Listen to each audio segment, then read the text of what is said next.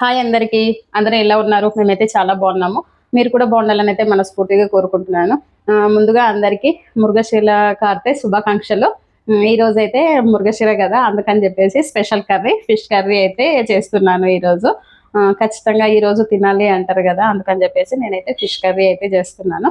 ఎలా చేస్తానో మొత్తం వీడియో అయితే షూట్ చేస్తాను. ఎక్కడ స్కిప్ చేయకుండా చూడండి. ప్లీజ్ వీడియో చూసే కన్నా ముందు ఒక చిన్న లైక్ అయితే ఇవ్వండి. మీరు ఇచ్చే లైక్ మాకు ఎంతో ఉపయోగపడుతుంది. ఈ వీడియోని ఇంకొంతమందికి రీచ్ చేస్తుంది. సో అందుకనేసి అయితే లైక్ అయితే మర్చిపోవద్దు. ఇప్పుడైతే వీడియోలోకి వెళ్ళిపోదాం. ఎలా చేయాలో చూపిస్తాను.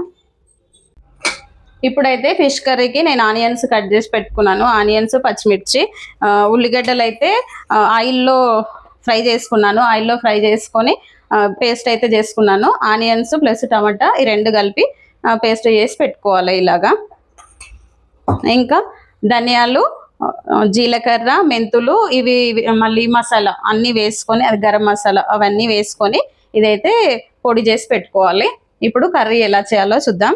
స్టవ్ ముట్టించుకున్న తర్వాత సరిపోయేంత ఆయిల్ వేసుకోవాలి. మనకి కర్రీకి సరిపడేంత ఆయిల్ వేసుకోవాలి.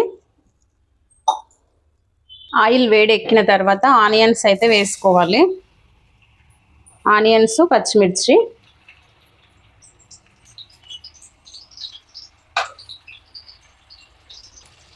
వేసి ఒకసారి అయితే ఇలా కలుపుకోవాలి.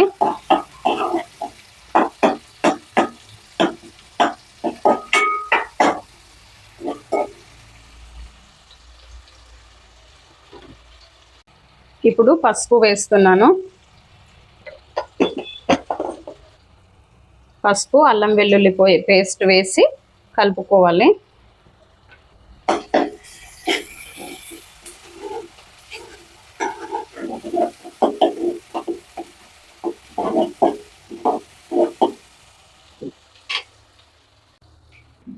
ఇప్పుడు పుదీనా, కొత్తిమీర వేసుకోవాలి. వేసి ఒకసారి ఇలా కలిపేసుకోవాలి.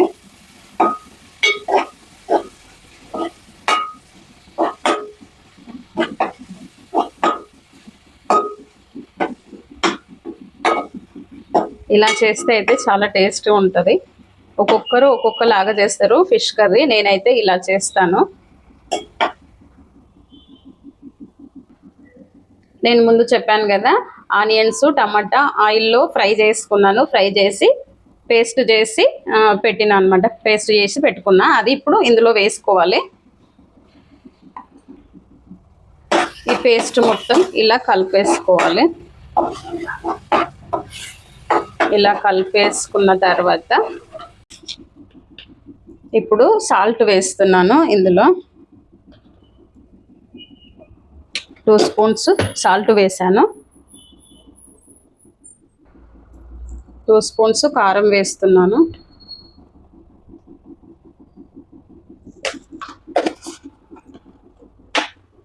అంటే రుచికి సరిపడేంత, మనం ఎంత తింటున్నామో అంత చూసుకొని వేసుకోవాలి. నేను ఆల్రెడీ ఫిష్ కూడా కొద్దిగా మ్యాగ్నేట్ చేసి పెట్టాను.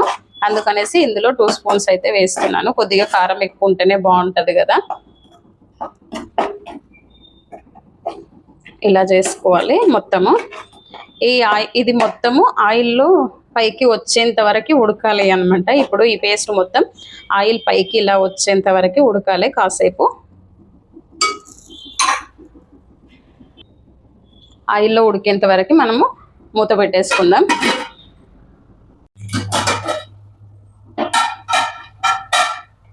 ఇప్పుడైతే ఒకసారి ఇలా కలుపుకోవాలి. ఇలా పేస్ట్ మొత్తం కలిపేసుకోవాలి. ఆయిల్ ఇలా పైకి వచ్చేంత వరకు. అందుకే ఇదంతా ఆయిల్లో ఇలా ఉడికిపోవాలి. ఇట్లా ఆయిల్ పైకి వచ్చేంత వరకు ఉడికించుకోవాలి. స్మెల్ అయితే సూపర్ వస్తుంది. ఇప్పుడే చూడండి ఆయిల్ పైకి ఎలా వస్తుందో. ఇప్పుడైతే చింతపండు రసం వేస్తున్నాను.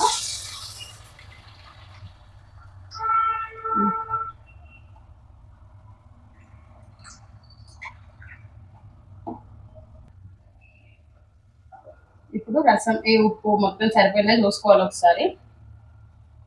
ఉప్పు అన్ని పర్ఫెక్ట్ సరిపోయినాయి.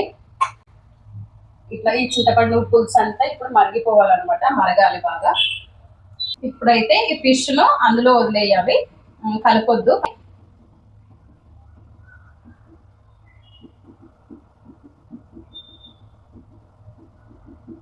మార్నింగ్ తేవడంతోనే నేను కొద్దిగా లేట్గా చేస్తున్నాను కాబట్టి కొద్దిగా అట్లా మ్యాగ్నేట్ చేశాను. చేయకపోయినా ఏం కాదు.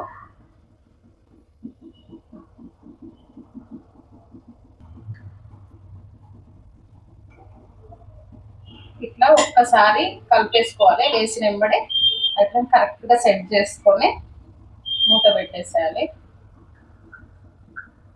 ఉప్పు కారం అన్నీ ఇప్పుడే చూసుకోవాలి. ఏదైనా అన్నీ ఒకేసారి పర్ఫెక్ట్గా సరిపోతే టేస్ట్ బాగుంటుంది, మళ్ళీ మళ్ళీ కలుపుకోకుండా.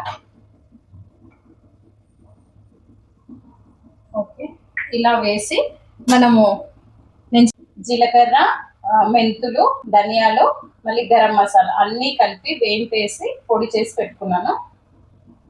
ఈ పొడి ఇప్పుడు ఇందులో వేసుకోవాలి.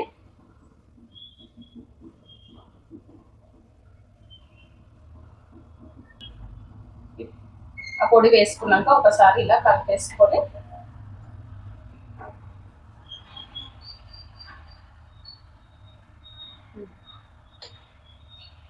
మళ్ళీ మళ్ళీ కలపొద్దు. ఇంకా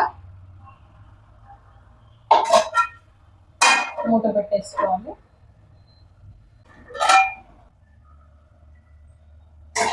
ఫైనల్ గా అయితే ఫిష్ మసాలా వేస్తున్నాను.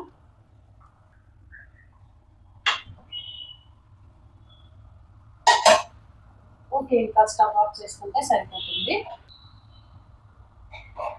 ఒక్క 2 minutes ఉంచేసుకొని స్టవ్ ఆఫ్ చేస్తే కూడా చాలా బాగుంటుంది. ఒక 2 minutes ఉంచేసుకొని స్టవ్ ఆఫ్ చేసుకోవాలి.